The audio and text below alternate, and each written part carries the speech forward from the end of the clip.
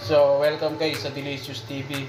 So, ang menu natin for today ay homemade monay or no bake monay. So, wag na natin guys patagalin. Simulan na natin.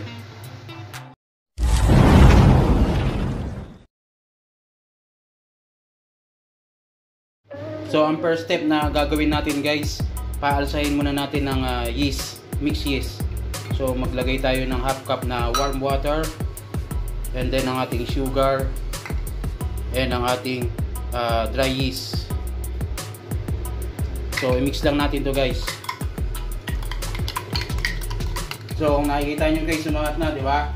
So ganyan na ang texture nya guys. Nabuhay na natin ang yeast nya. So ang next step naman na gagawin natin ang ating dough ng monay. So una ilagay mo natin ang mga liquid nya, mga fresh milk, 1 piece egg, butter. Then ilagay na rin natin ang sugar para malusaw guys, and ang salt. Then i-mix muna natin to guys hanggang malusaw ang sugar, na kailangan hindi siya magbubuo. So ayan na guys, tusaw na lahat. Then ilagay na natin ang plain flour. Then mix lang din natin guys hanggang sa magintig.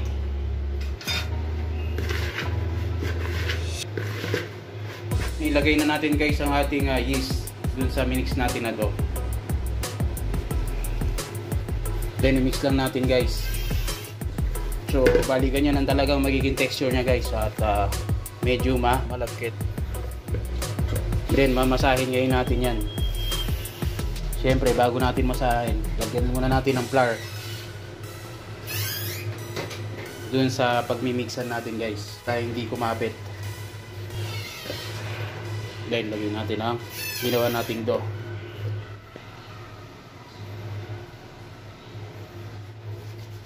And then after nyan guys, imimix na natin or masahin natin guys, o halu-haluin natin gamit ang ating kamay.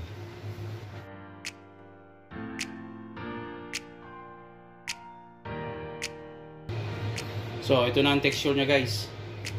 So lalagyan lang natin ng page sa foil sa ibabaw yan, hindi dumikit. Then ibalik natin dun sa container guys na pinagmixan natin.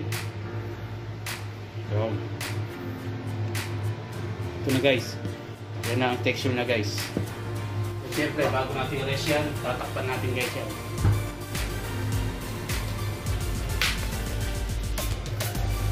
So yun na guys, tinakpan na natin. So rest muna natin ng 1 hour.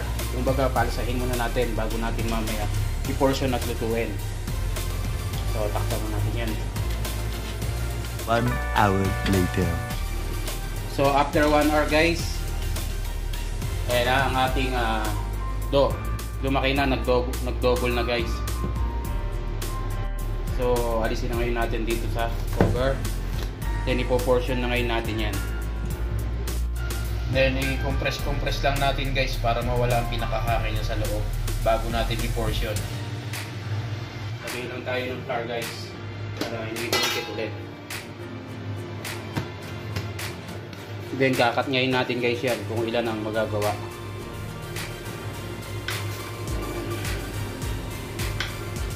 2, 4, 6, 8. Oh yan, 8 ang ating nagawa. Then ipo-portion natin yan guys.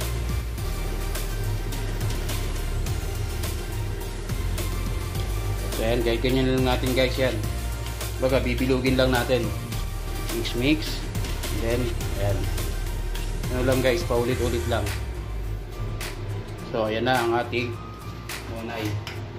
So ilalagay ngayon natin dito sa ating food pan yan. Bago natin lagay sa food pan, lagyan muna natin ng butter guys para hindi dumikit. Then ilagay na natin ang ating ginawang bread. So pagitan natin guys. Yaw. So ayan siya. So lagyan lang natin ng guhit or marks. Of course bago natin lutuin yan guys, brush muna natin ang egg wash guys para mas shiny pag niluto mamaya. So pwede nyo rin lagyan ng sesame seed to guys, para magmukha talaga siyang monay na monay or buns. So bago natin lutuin guys yan, i-rest muna natin ng 15 to 20 minutes. So takpan lang natin guys. Paalasahin muna natin yan ulit guys bago natin lutuin. So bago natin guys lutuin yan, kinakailangan painuitin muna natin ang ating buhok. So dahil hindi naman natin oven lulutuin yun, dito lang sa kawali. So naka-ready na ang ating buhok. So lalagay lang natin ng asin yan. So ano ba ang purpose ng asin guys? So yan ang nagdadagdag init guys. Then after nyan, takpan muna natin. Para pag niluto na natin guys yung ating monay ay mabilis nang maluto. So after 15 to 20 minutes guys, lumaki na. So ready na ngayon natin lutuin guys yan. So alisin na ulit natin ang cover. So ayun na ang texture nya. Then alisin natin ang takip. Then ito ang gagawin natin takip yung isang cover guys. Pinobera na natin ang same ng kasarina nya. So hintayin na natin maluto yan ng 30 minutes guys. So after 30 minutes guys, buksan na natin. Oops, slowly dahil mainit. Aywa, mashallah.